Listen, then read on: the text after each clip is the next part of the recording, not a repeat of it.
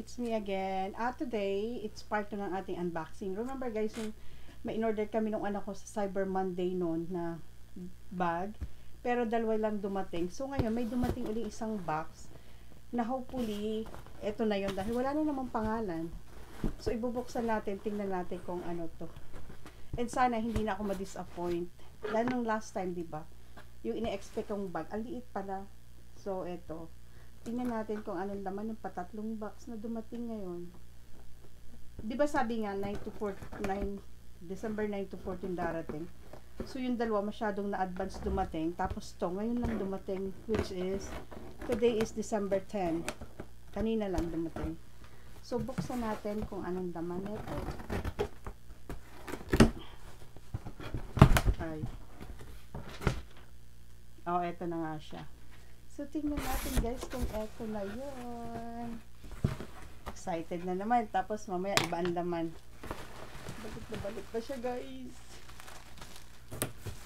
Tingnan natin kung anong laman. Parang maliit din yata ito.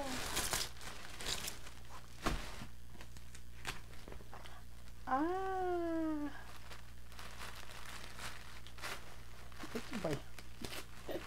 Hindi ko alam kung matutuwa ako or what. Pero maganda rin naman siya. Eto guys, oh. Diba? Ayan. Hindi naman kalakihan. Tama lang siguro ang size na to. Saan ba dapat ito ilalagay? So, i-try natin ilagay sa proper position yung kanyang handle.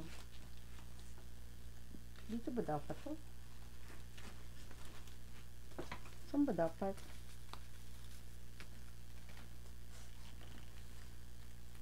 Ayan.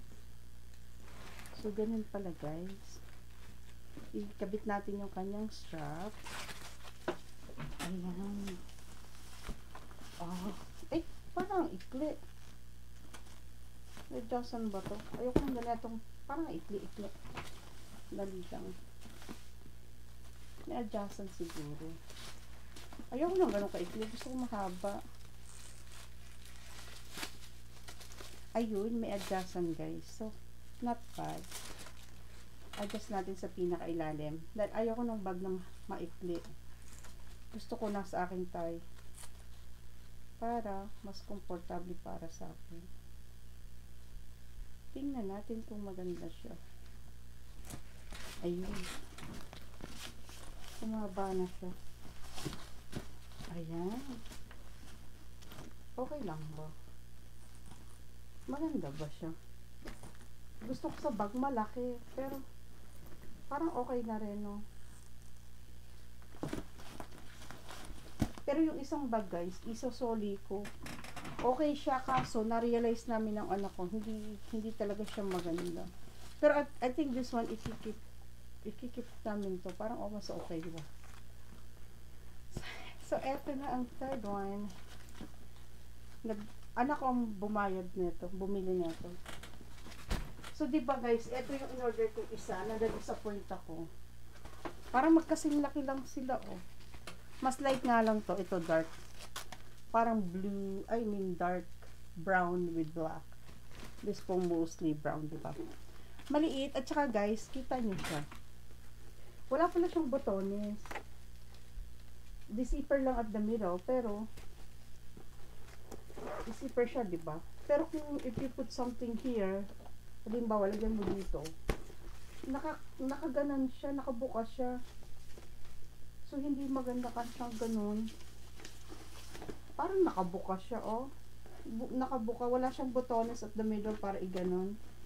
So, ibalik na lang namin. Total, pwede namang ibalik. Nandito naman yung receipt. So, ibabalik na lang or papalitan na lang. Pero itong isa, yung unang, yung sa anak ko, maganda ang kulay, tsaka maganda ang size niya, tama to. Ito yung tatlong sabay-sabay namin in-order, na unang dumating itong dalawa. So, okay na yun. Yun lang brown, ibalik namin. Pero ito parang, I don't know, 50-50. Parang maliit siya or bahala na lang. Wala yung anak ko, so magdi-decide kami ko.